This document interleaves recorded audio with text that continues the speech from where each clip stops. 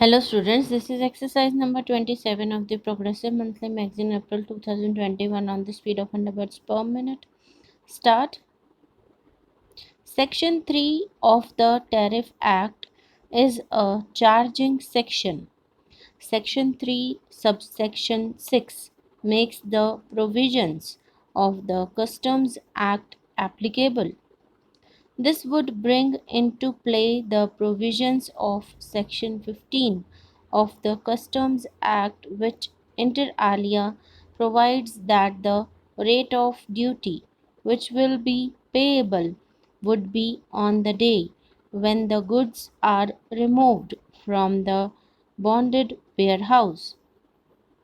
That apart, this court has held in C Customs Act that in the case of duty of customs, the taxable event is the import of goods within the customs barriers. In other words, the taxable event occurs when the customs barrier is crossed. In the case of goods which are in the warehouse, the customs barriers would be crossed when they are sought to be taken out of the customs and brought to the mass of goods in the country.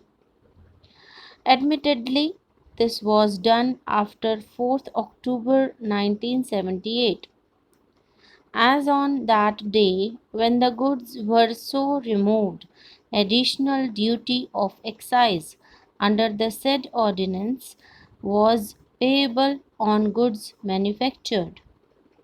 We are unable to accept the contention of that what has to be seen is whether additional duty of excise was payable at the time when the goods landed in India, or, as he strenuously contended, they had crossed into the territorial waters.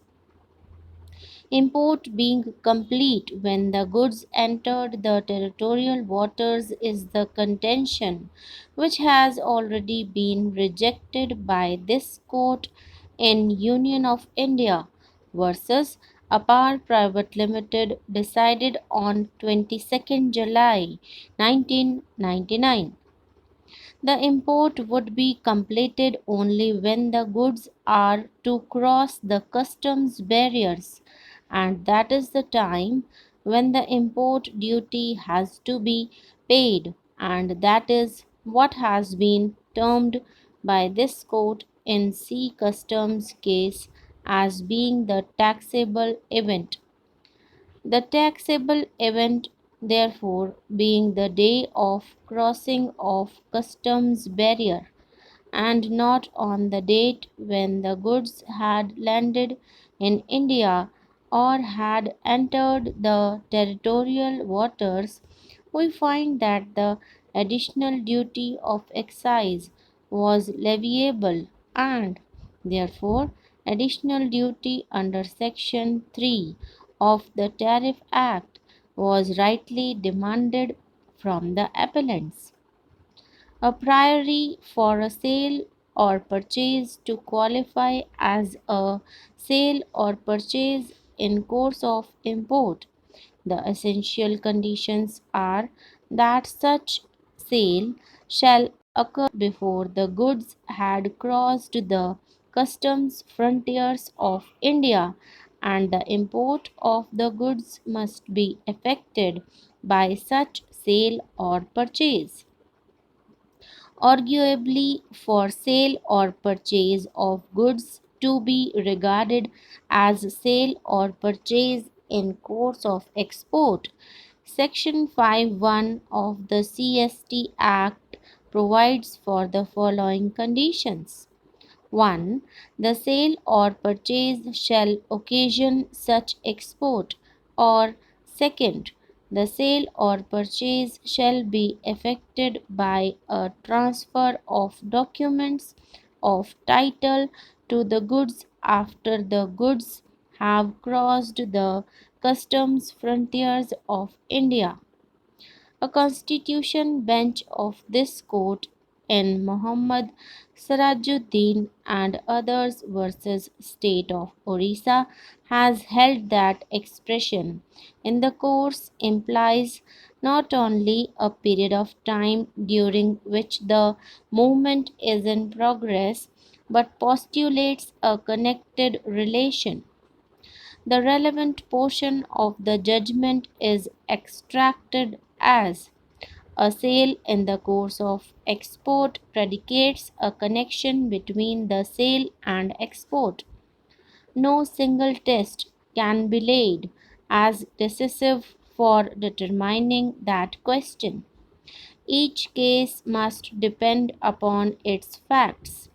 But it does not mean that distinction between transactions which may be called sales for export and sales in the course of export is not real, where the sale is affected by the seller and the seller is not connected with the export which actually takes place.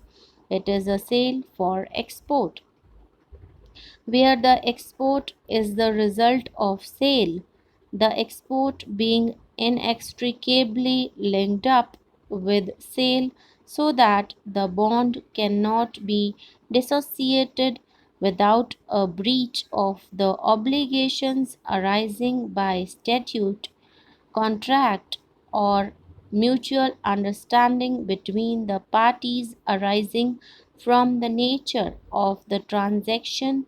The sale is in the course of export. In the Nilgiri plantations case, this court found that the sales by the appellants were intended to be complete without the export, and as such, it could not be said that the sales occasioned export. The sales were for export and not in the course of export. In the present case, it is not the case of the appellant that the goods in question were being exported, since the goods are to be consumed on the board of the foreign going ship and the same would be consumed before reaching a destination, it does not fall under the definition of export. The sale cannot qualify as the sale occasioning export unless the goods reach a destination which is a place outside India. Further, since the goods have been sold from the bonded warehouse and had crossed the customs port or land customs station prior to their sale, it cannot qualify as a sale in course of export within the meaning of section 5.1. Read with section 2AB of the CST Act, even declaration made under Section 69.